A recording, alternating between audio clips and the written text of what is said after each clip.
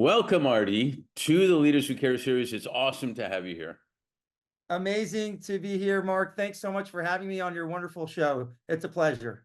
Thanks. Yeah, I think a lot of people are going to learn a lot, which is one of the points here, and not only about everything you're doing professionally, personally, but how you're caring to make a difference out there in a number of ways. And not to be obvious, but the best way to start would be briefly introducing yourself. We'll get to the business stuff after, but who's Ardy? Where you're from originally? Now your family?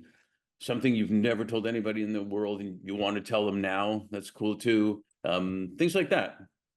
Yeah, great. So I'm Ardy Arianpour, CEO and founder of Seekster, and I was lucky enough to be, raised in San Diego, California, America's finest city, where, at a very young age, I felt the abundance of just life sciences and healthcare energy. And I remember the first time when I, walked down the steps from Prospect Street in La Jolla, California, a beautiful place in the world if you haven't been. Oh, yeah, no, I know. It is beautiful. Yeah, it's amazing. It's known as the Jewel. That's why it's called La Jolla.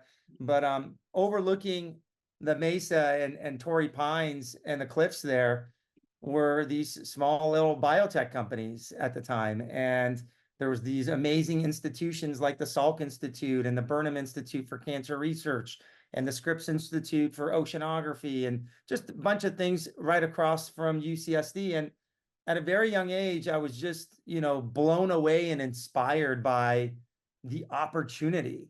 And I wanted to be a part of that.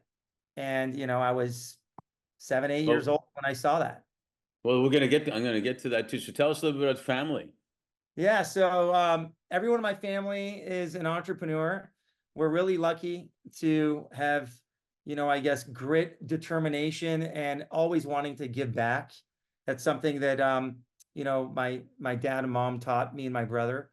My brother's a PhD in lasers and optics, super smart guy. Both my parents were entrepreneurs and made businesses themselves in America, and were able to put food on the table so that me and my brother can have an opportunity at the American dream, and keeping that alive. For those of you that don't think that's alive, I'm a perfect example actually of it not being alive but thriving, and that's because we've always been mission oriented, and that's where Seekster really comes in. No, that's awesome. Do you have your own family yet, or are you building it? Do you have any kids? Yeah, no kids. Amazing wife, PhD in clinical psychology, and Man. she runs actually a bunch of clinical trials in the neuroscience CNS segments, and I think behind every amazing entrepreneur, there's either an amazing female or an amazing male helping those entrepreneurs get to where they need to be. That family support is so critical. Yeah. And I'm very blessed to be married to my soulmates. Yeah, you're so right on. Anytime we do searches, we accidentally on purpose, we joke around saying accidentally on purpose, call the spouse and see what their thoughts are. Because I've had everything from, I didn't even know she was looking, to relocate. Are you out of your mind? We're not relocating, or stuff like that. We can't do it without the support, male or female. Can't do it without the support because there's too much passion and work involved. You started talking about when you were a kid. So what were you like when you were a kid or teenager? Were you like, Bill Nye the Science Guy? Were you keeping stats? Were you playing doctor sports, music? What were you doing? Yeah, no, it's really interesting. I was always very extroverted, and I don't know why. Definitely have attention deficit hyperactive disorders, a little bit of ADHD.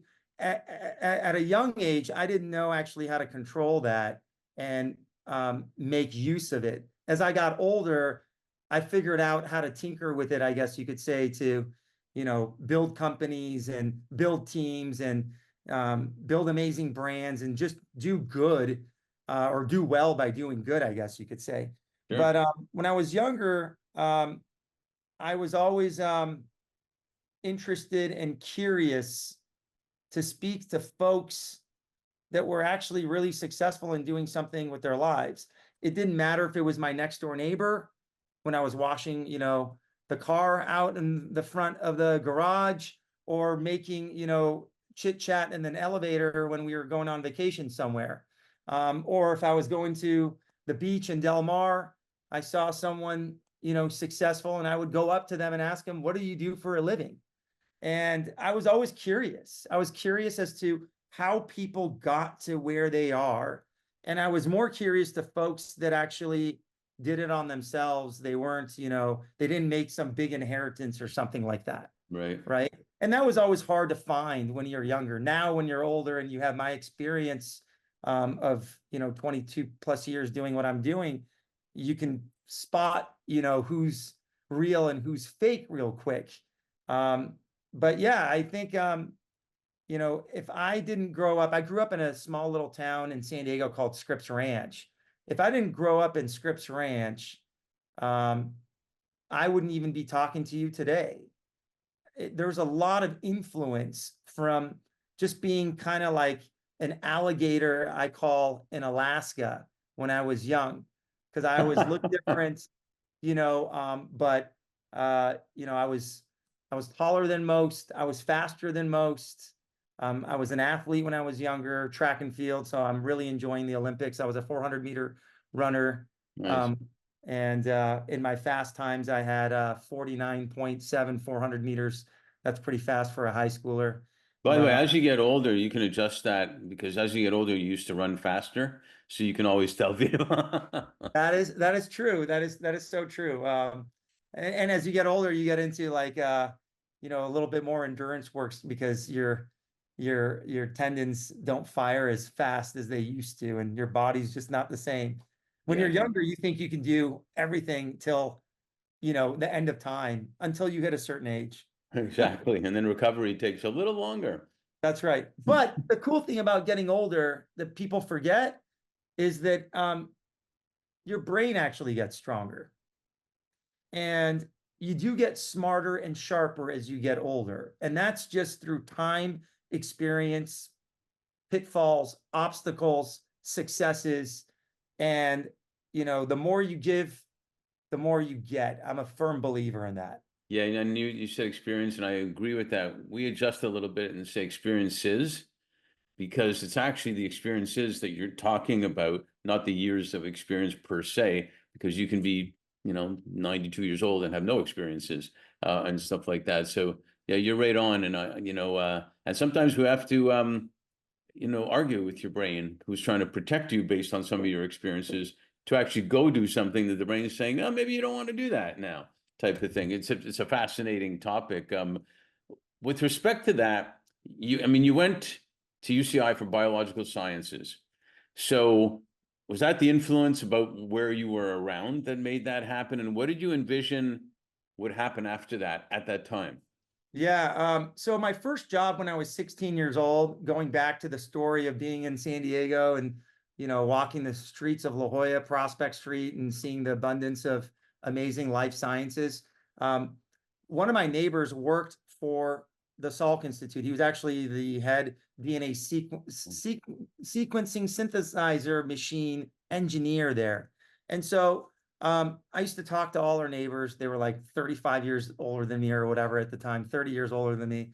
And I made, some friends there. I found out that there might be a job opening at one of the labs in Dr. Ron Evans' lab, which was one of the most prestigious labs in the world, not even in the country, not even in the city.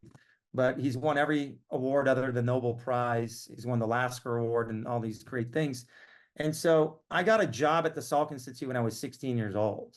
So most people were going and getting jobs, at maybe in the service industry, or, at some sort of like department store, all my friends, right? Right.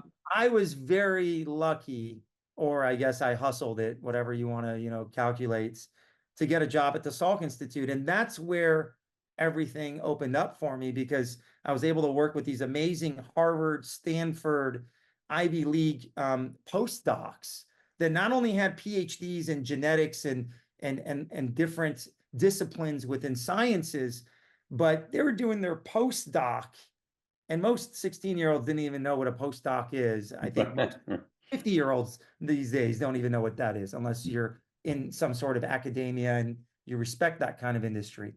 So from there, I thought, hey, I'm going to go be pre-med. And so I applied to a bunch of schools. I wanted to keep my job at the Salk Institute. I landed at UC Irvine for School of Biological Sciences.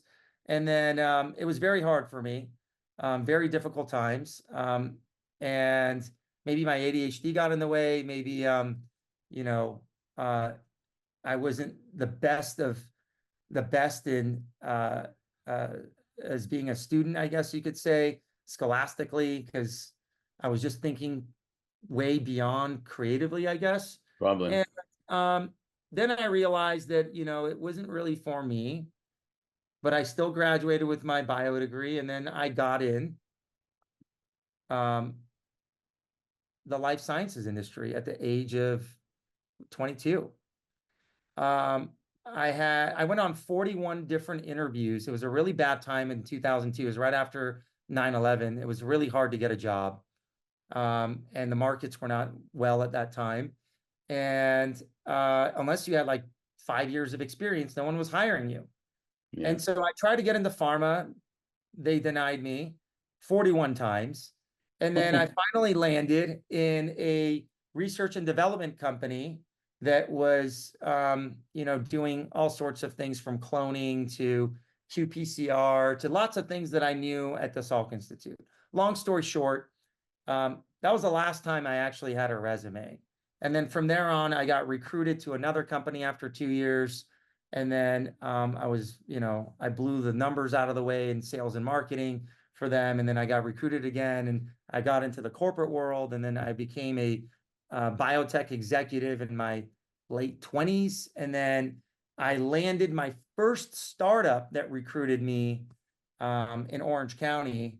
And that changed everything because I learned the startup world, and that was at the age of 28. And then that company sold for $1 billion. And I was part of that, growing that company from being employee number 19 to over 1,000, learned a lot, did a lot of great stuff for the world and freeing gene patents for breast cancer patients. My mom's a breast cancer survivor, so that was really personal for me. And that was, again, I learned more about how the mission is so important when you're doing something and not just the dollar. Yeah, that's amazing. And so aligned in our conversations and everything, and even aligned in our firm, because we've launched our firm based on the fact that leaders in their organizations, whatever the organization was, can always do way better when they're doing good at the same time. And you've obviously had an early understanding of that, where you're always looking at the mission and making impact on whether it's customer experience or people's lives. You are, and no better arena than in healthcare to impact both the physical and mental lives of people. So can you share your thoughts on how and where you see the sector is going forward in terms of a lot of things, R&D and data, super important, to even self-care at home, where hospitals are going to become more data centers in a lot of ways. Yeah. And having an economic model where it does work for business and people and humanity. Yeah, I think there's a lot to unpack there. I will also add, actually, and I'll start with actually artificial intelligence. It's the number one topic now, but what people don't understand, and the reason why I'm fast forwarding to AI or generative AI on this, which falls into technology, and then I'm going to go backwards to all those things that you just mentioned, Mark, is because without the right quality and right fidelity data, you can't make AI meaningful. You can't achieve results without high quality, high fidelity data. And so within healthcare, this is what's so amazing. And, if I go back to really being 16 years old, gosh, what is that? I'm 44, so you could do the numbers. I mean, I've been doing this for 28 years? That's a long time, right? That's a lot of experience. when you're only 44, seeing everything from laboratories to research to Yeah. development to providers to clinical diagnostics to the genome to uh, health tech making a difference, all the way to now AI. I've seen it kind of all. I've had experience with it all. And so it's kind of like being a quarterback, but you're a quarterback for like multiple different teams and multiple different teams that have won the Super Bowl, not just teams that, made it to the playoffs. And so Right. this is where I've had this amazing wide perspective on the industry. And I'm so inspired, energized, as you can hear it in my voice. With Seekster, I've been doing this almost 9 years. That's like 100,000 hours of work. Mm-hmm. That takes a lot of energy. And then to be able to bring that energy not only to the team, not only to every conference, not only to every trip, not only to every podcast, you got to be doing something that's really meaningful. And Yeah. so at the end of the day, what does it all mean? We want to either fast track therapies and drugs to make it to market quicker, or we want to save a life. Because it doesn't mean that all the work that you're doing actually equates to a cure. It could be to prevention. It could be to, 100%. longevity. It could be to so many different things in healthcare. And this is the beauty of healthcare. There's such an immense opportunity for technology to Yeah. make an impact. I am living it. I've seen it. We've ran tumor boards on a Saturday in 6 hours, got results, and got the person into surgery within 6 days. That's an example. That was my 69-year-old father at the time. So Wow. it's amazing to have built a technology with our team that has actually touched lives, whether it's our families' lives or strangers' lives, Yeah. or impacting patient lives at scale through a clinical trial. Yeah, that's yeah, right on. It's like, why are we doing all this, right? It's for those purposes. And if it becomes a good economic model, and I always believe you can have an economic model that does sustain the giving back the good, the cause, or whatever. In fact, it usually goes beyond sustaining that. The economics actually gets better if you do it properly. And And I wish more investors thought like you, right? And so when we first started, no one wanted to invest in us because they're like, oh yeah, this is never going to work. And they were actually dead wrong. Some that did invest were dead right. That's because they believed in, the team and, who we put together that had the experience and the vision. But a lot of people still don't think the way that you do and what you just stated. And I think that is so important to focus on because when you care, great things happen. And yeah. when you're authentic, great things happen. And you can't be caring if you're not authentic. Right. Yeah, you can fake it a tiny bit, but it's not doesn't last. It's not It, enduring. And yeah. let's face it, we've talked about politics before too. People want to be around people that care. They say the thing that fills people's hearts and souls more than anything. This came out of the Blue Zones research. I don't know if you're familiar with Blue Zones. Absolutely love the blue zones. Yeah. Yeah, it's about belonging. People want to feel like they belong. People want to Yep. feel like they have value, and every single person out there has value. And I remember somebody saying about, when there's wars and this and that or whatever, how many Einsteins would there have been in kids that didn't have the chance and things like that. So, Yeah.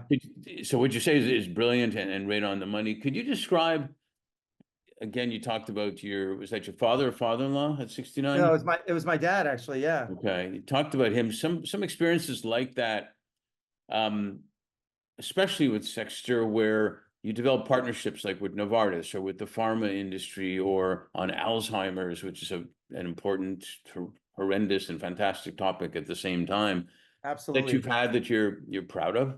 Yeah, absolutely. I mean, so my dad's example is just, an example that hits home in so many different ways. But we have thousands of examples. I can tell you that, Alzheimer's is a great one too. So both my grandmothers specifically, passed away due to Alzheimer's disease.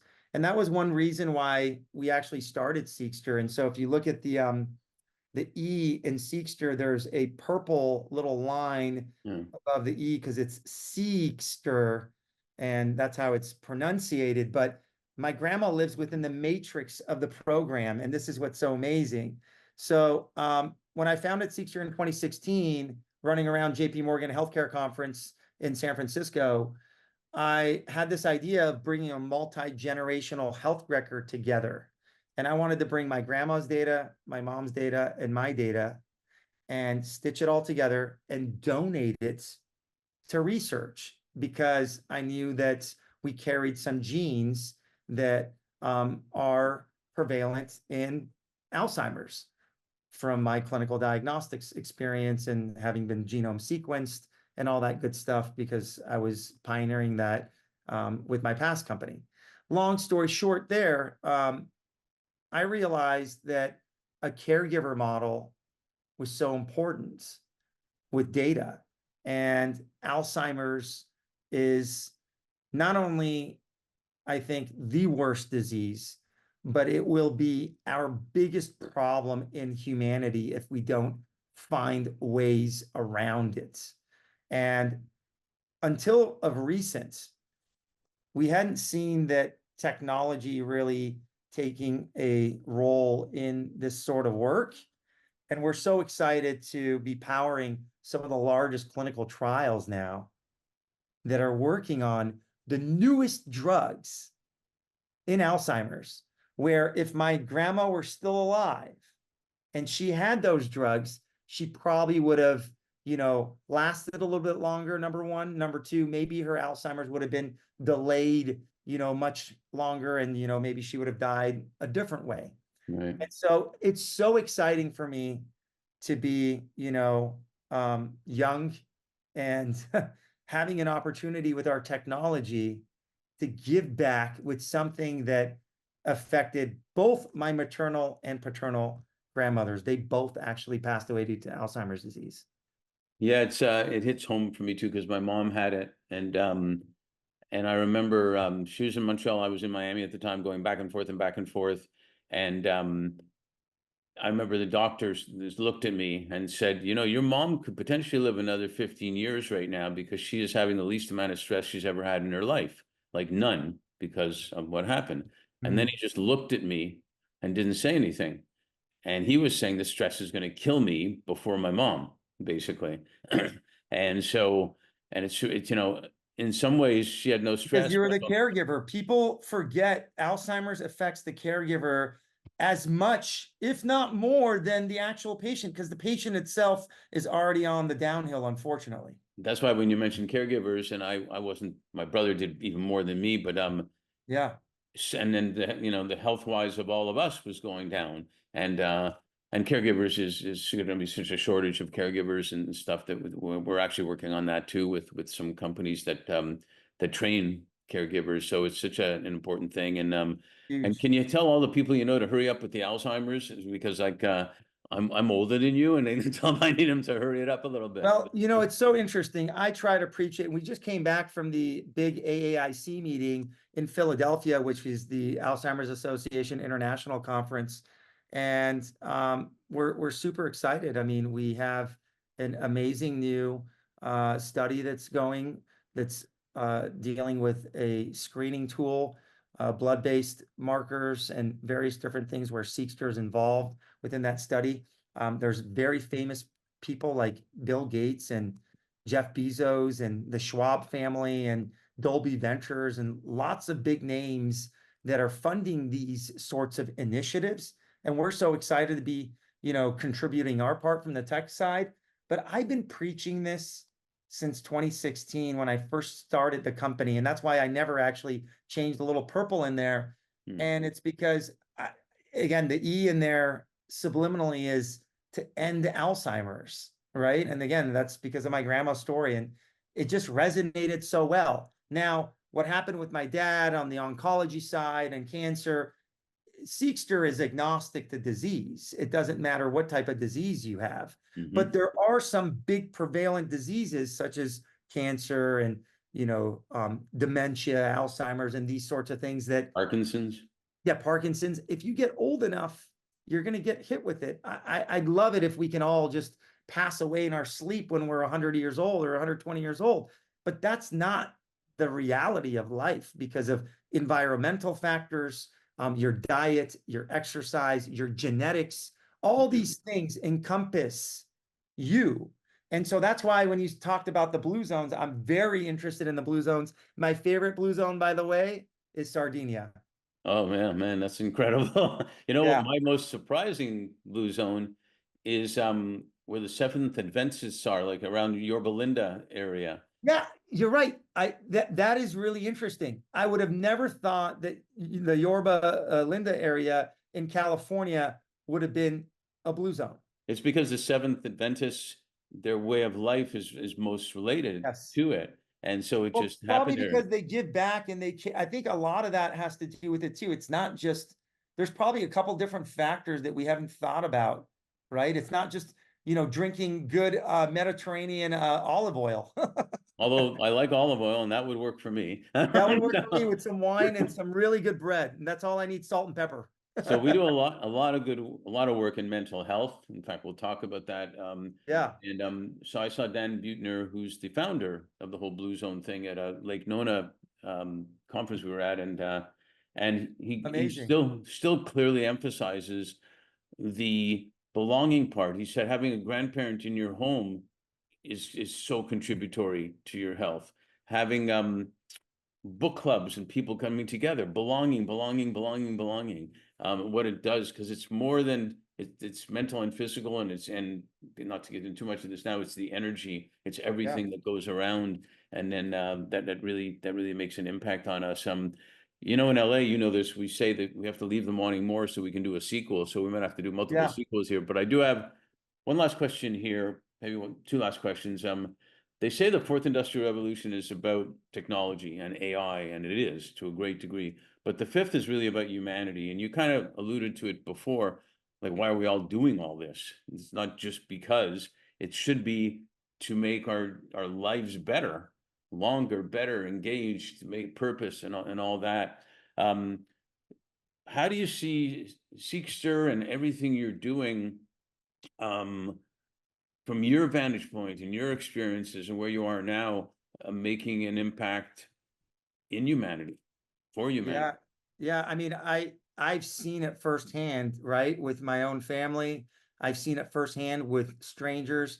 I've seen it firsthand from people from Burning Man that heard about us, that wanted to bring all their health records together in one place, 7 different health records, share it with MD Anderson to help a husband or a wife or a cousin or whoever it might be. The social impact that Seekster is having at its small scale now is just blowing me away. But if we get, the right folks behind this, and I always think that every day is a new day for new people to understand what the potential is of this sort of technology. And we're just one piece of the small, or the big picture. There's so many different technologies out there and so many different ways of making social impacts. But within healthcare, I can specifically talk to the fact that the same way that you had all your music in your pocket when Steve Jobs got up there and gave his keynotes, well, you should have all your health data in your pocket too. Yeah. And, I'm just trying to simplify it for the audience so that they understand that, when you have data from Stanford to NYU to MD Anderson to Memorial Sloan Kettering, those systems don't talk to one another. And so what we created is this longitudinal health record.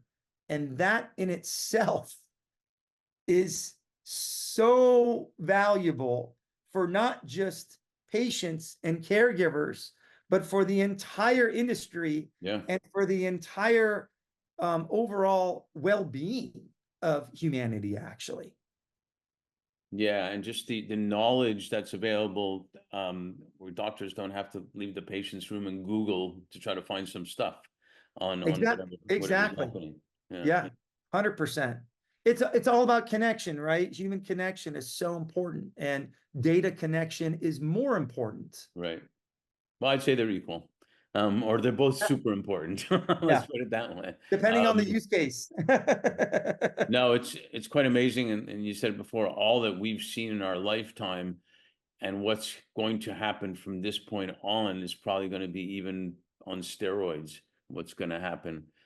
Absolutely. It's amazing, and healthcare is the place we want it to really happen, because that's about real life, not about a car or this or that or whatever type of thing. Well, the reason why I named it Seekster too was because I believe that everyone is seeking health data. It doesn't matter if you're a parent, a provider, a pharma company, a payer, everyone is seeking health data. That's why you are a Seekster without even knowing it. Cool. Always wanted to be a Seekster. Definitely are. I mean, you're more of a Seekster than I am. I I'll don't give know you a shirt. I don't know about And a that, hat. but yeah. Last question here. A client told me in 2021, they said to me, Mark, 2020 was the year that flew by slowly. And it really stuck with me, because sometimes we feel like it's the yesterday and sometimes we feel like it was years ago, and it's all blended together. So with everything that's happened, we're already, steaming ahead into 2024, way ahead. What are you most grateful for, and what are you most hopeful for? Yeah, I'm so grateful to have just had an opportunity to come to America. Every day, I'm grateful for the fact that um, I get to do what I do because of America. And I believe that I have a duty to give back to the country, because the country, gave me this amazing opportunity to have an education, to grow up in America, um, to make a difference, to make great connections. Um, I feel indebted to America, because without America, there would be no entrepreneurship. And I am also very grateful that I got to grow up in Southern California. And whether you love California or hate California, it's got its own issues. Obviously, when I moved here in the 80s, it was a lot different.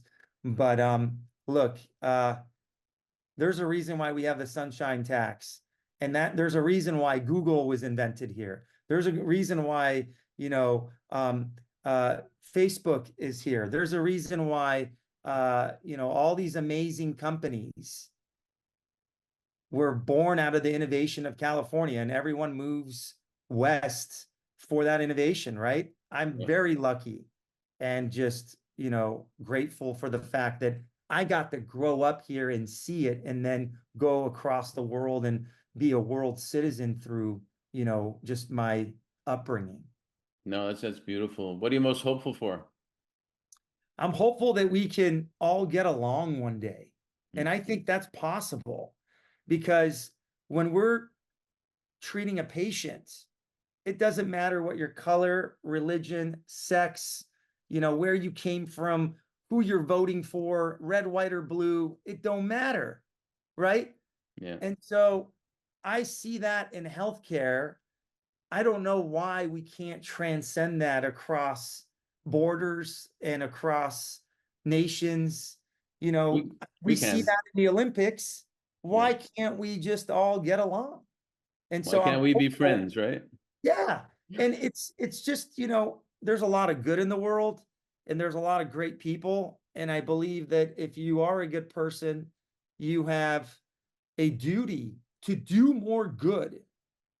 And that's what I would pass on.